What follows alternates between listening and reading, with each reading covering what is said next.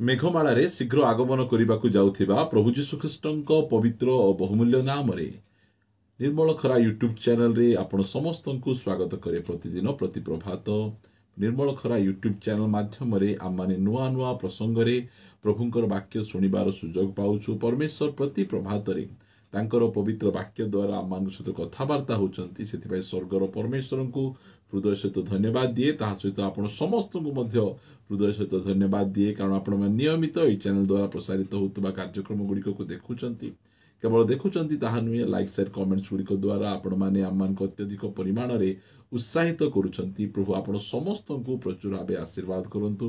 ଆପଣ ଗୁଡ଼ିକର କମେଣ୍ଟ ଗୁଡ଼ିକକୁ ଆମେ ଦେଖୁଛୁ, ଆପଣଙ୍କର ପ୍ରେୟର ରିକ୍ୱେଷ୍ଟକୁ ଆମେ ପ୍ରାର୍ଥନା ଆମେ କରୁଛୁ। ଏହି ପ୍ରକାର ନିରନ୍ତର ଆପଣମାନେ କମେଣ୍ଟସ୍ କରୁଥିବେ ବୋଲି ଆପଣମାନଙ୍କୁ ଅନୁରୋଧ କରୁଛୁ। ଆସନ୍ତୁ ଆଜିର ପ୍ରସଙ୍ଗ ନିକଟକୁ ଯିବା। ଆଜିର ପ୍ରସଙ୍ଗଟି ଏହି ପ୍ରକାର ଅଟେ, ମନୁଷ୍ୟ ମଧ୍ୟରେ ଥିବା କୁକୁର ସ୍ୱଭାବ। ମନୁଷ୍ୟ ମଧ୍ୟରେ ଥିବା ପଶୁର ସ୍ୱଭାବ ବା କୁକୁର ସ୍ୱଭାବ। ପ୍ରିୟମାନେ, ମନୁଷ୍ୟ ସୃଷ୍ଟିର ସର୍ବଶ୍ରେଷ୍ଠ ପ୍ରାଣୀ।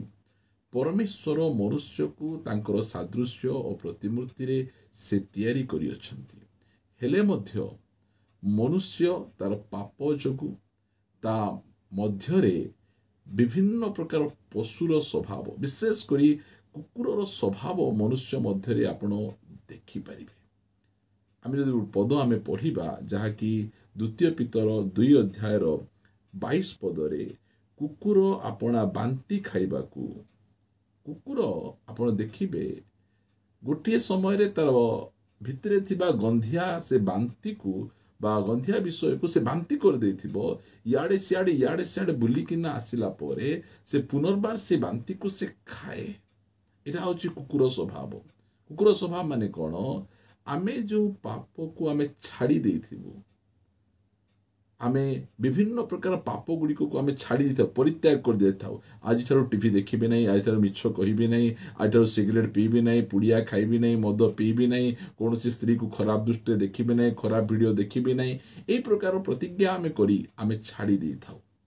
ମାତ୍ର କିଛି ଦିନ ଗଲା ପରେ, କାରଣ ଆମେ କେବଳ ମୁଖରେ ଆମେ କହିଥାଉ, ଆମର ଭିତର ସେ କୁକୁର ସ୍ୱଭାବଟା ଚେଞ୍ଜ ହେଇନଥାଏ। ଆମେ ପୁନର୍ବାର ସେହି ପାପ କରିବା ପାଇଁ, ପୁନର୍ବାର ପୁଡ଼ିଆ ଖାଇବା ପାଇଁ, ଜୁଆ ଖେଳିବା ପାଇଁ, ମଦ ପିଇବା ପାଇଁ, ଖରାପ ଭିଡ଼ିଓ ଦେଖିବା ପାଇଁ ଆମେ ପୁନର୍ବାର ପଳେଇ ଯାଉ। ଯାହା ଆମେ ଛାଡ଼ି ଦେଇଥିଲୁ, ପରିତ୍ୟାଗ କରିଦେଇଥିଲୁ, ତାହା ଆମେ ପୁନର୍ବାର ଆମେ କରିବା ପାଇଁ ଯାଉଛୁ। ଏହା ମନୁଷ୍ୟର ସ୍ୱଭାବ ନୁହେଁ। ଯାହା ପରିତ୍ୟାଗ କରିଥିବୁ, ଯାହା ବାନ୍ତି କରିଥିବୁ, ଆପଣ କେବେ କୌଣସି ମନୁଷ୍ୟକୁ ଦେଖିଛନ୍ତି କି ସେ ବାନ୍ତି କଲା ପରେ ପୁନର୍ବାର ସେ ବାନ୍ତି ଖାଇବାକୁ ଯାଏ? ଏ କେତେ ଗନ୍ଧିଆ ବିଷୟ। ଗୋଟେ ମନୁଷ୍ୟ କେବେ ହେଲେ ମଧ୍ୟ ତାହା କରେ ନାହିଁ, କାରଣ ଏତେ ଗନ୍ଧିଆ ଲାଗେ ସେଇଟା। ମାତ୍ର ମନୁଷ୍ୟ ମଧ୍ୟରେ ଥିବା ସେ କୁକୁର ସ୍ୱଭାବ କ'ଣ କରେ? ଛାଡ଼ିଥିବା ପାପକୁ ପୁନର୍ବାର କରେ। ପ୍ରିୟମାନେ, କୁକୁରମାନଙ୍କର ଗୋଟେ ଦେଖିବେ, ସେମାନଙ୍କ ମଧ୍ୟରେ ଯାହା ସହିତ ମଧ୍ୟ ଶାରୀରିକ ସମ୍ପର୍କ ସେମାନେ କରିଦେବେ। ଏଇଟା ଗୋଟେ ଖରାପ ଅଭ୍ୟାସ ଗୁଡ଼ିକ। ଆଜି ଏ ପ୍ରକାର ମନୁଷ୍ୟମାନେ ଅଛନ୍ତି ଯେ ସେମାନେ ସ୍ତ୍ରୀ ଥାଉଣୁ ଅନ୍ୟ କାହା ପ୍ରତି ଏହି ପ୍ରକାର ଖରାପ ସମ୍ପର୍କରେ ଲିପ୍ତ। ଏହାକୁ କୁହାଯାଏ ମନୁଷ୍ୟ ମଧ୍ୟରେ ଥିବା କୁକୁର ସ୍ୱଭାବ, ପଶୁର ସ୍ୱଭାବ। ସେଥିପାଇଁ ଲେଖାଯାଏ ଯେ କୁକୁର ଆପଣା ବାନ୍ତି ଖାଇବାକୁ ଓ ଧୌତ ହୋଇଥିବା ଘୁଷୁରି କାଦୁଅରେ ଲୋଟିବାକୁ ପୁନର୍ବାର ଫେରେ। ଏହି ସତ୍ୟ ଦୃଷ୍ଟାନ୍ତ ବାକ୍ୟ ସେମାନଙ୍କ ପ୍ରତି ଘଟିଅଛି। ଆଜି ଅନେକ ସେହି ପ୍ରକାର ଲୋକମାନେ ଅଛନ୍ତି।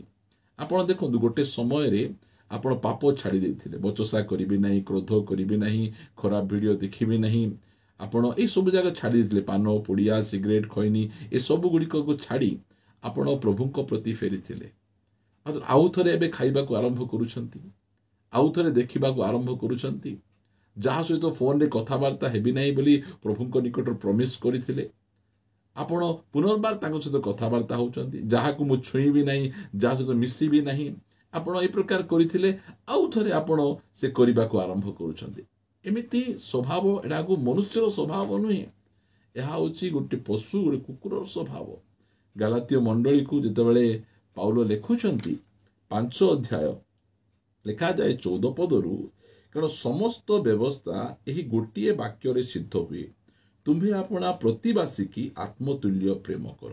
କେତେ ସୁନ୍ଦର ବାକ୍ୟ। ଆପଣା ପ୍ରତିବାସୀ କି, ଆପଣଙ୍କ ସହିତ ଯେଉଁମାନେ ରହୁଛନ୍ତି तांको प्रेम कर, तांकर जत्न नियो, तांको साहाय्य कर। यह बाइबल आममानकु कहे। दिन थिला आमे सेमति करूथिलु, मात्र तळ पद लिखा होछि 15 रे, किंतु तुम्हे माने जदि कामुडा कामुडी होई परस्पर को ग्रास कर, तेबे सावधान जेपरि परस्पर द्वारा विनष्ट न हो। देखंतु स्वामी स्त्री कामुडा कामुडी तांको भितरे कि प्रकार भावरे रामपड़ा रामपड़ी कुकुर माने जे प्रकार गंडगोल लागिबा समय रे से माने परस्पर को भोकंती, भो भो करी भोकंती, किमती कामड़ा कामड़ी गुड़िक हेउथिबे आपण देखिथिबे। सेटा प्रिय माने प्रेम करिबा निमंते कहा जाय जे प्रतिबाद सहित गंडगोल लाग, तांकर क्षति कर, तांको विरुद्ध रे बचसा कर, तांको बदनाम कर। एटा मनुष्यर स्वभाव नुहे, एटा हला पशुर स्वभाव, कुकुरर स्वभाव।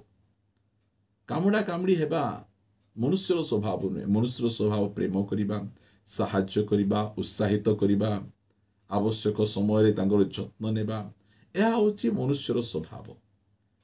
प्रभु आमानक ठारू से पशुर स्वभाव को बाहर कले, जो स्वभाव आमर थिला, मात्र आमे पुनर्बार से स्वभाव को आमे फेरी जाउछु। आमे एई पशुर स्वभाव आमको स्वर्ग को नहीं पारिबो नहीं। प्रिय माने प्रकाशित पुस्तक 22 अध्याय रे कहंती, 22 अध्याय 15 पदरे, कुकुर माने मायावी, व्यभिचारी, नरघातक, प्रतिमा पूजक, पुणी मिथ्या प्रिय और मिथ्याचारी माने बाहरे रहिबे। प्रिय माने बाहरे रहिबे माने कोठी रहिबे? घर बाहरे नुहे, स्वर्गर बाहरे रहिबे। स्वर्ग रे प्रवेश करि पारिबे नहीं। एटा लिस्ट जारी करा जाउची। एही लोक माने से माने स्वर्ग भितरे प्रवेश करि पारिबे नहीं, स्वर्ग राज्य रे जाई पारिबे नहीं। किए जाई पारिबो नहीं? कुकुर। कुकुर माने एही जो चारिटा गड़ गोटे लांज थिबा कुकुर कथा कुआ जाउ नहीं। मनुष्य मध्यरे थिबा से कुकुर स्वभाव, कामड़ा कामड़ी हेबा स्वभाव, बांती खाइबार स्वभाव, अन्य काहा सहित फिजिकल हेबार स्वभाव, एही स्वभाव रहिबा लोकंकु कुकुर बोली कुहा जाए। आउ एही कुकुर माने स्वर्ग राज्य रे प्रवेश करि पारिबे नहीं। परमेश्वर गोटे हिट लिस्ट जारी करिसंती। से हिट लिस्ट रे से को एमाने एही प्रकार कैटेगरी रो लोक माने बाहरे रहिबे। से माने प्रिय माने परमेश्वर आमको बाहरे रखिबा पय डाकी नाहंती।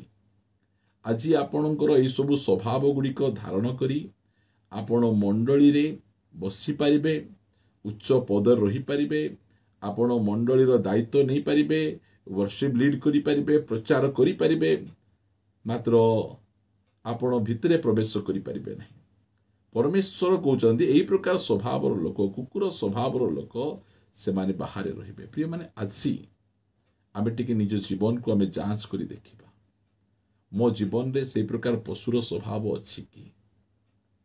जदि आमर से स्वभाव थिबो ताहाले आमे भितरे आमे जाई परिबा नहीं। आज अनुताप करिबा, आमे क्रंदन करिबा, आमे कहिबा प्रभु मोर भूल हेई गला, मते गोटे थर सुजोग दियो, मते क्षमा कर, मु एई सब स्वभाव गुड़िक को परित्याग करी नूतन स्वभाव धरी, नुआ मन धरी मु पुनर्बार तुम मार्ग रे चलिबा पई चाहूछि। प्रिय माने आमे गोटे प्रार्थना आमे करिबा कि अनुताप करी प्रभु को कहिबा कि जदि आज आमे अनुताप करिबा से दिन हमको अनुताप करिबा को पड़िबो नहीं। आज जदि आमे निज जीवन को बदलाई देबा से दिन कहिबे हे आशीर्वादर पात्र काहे कि तुमे बाहर ठिया आइछ, तुमे प्रवेश करो।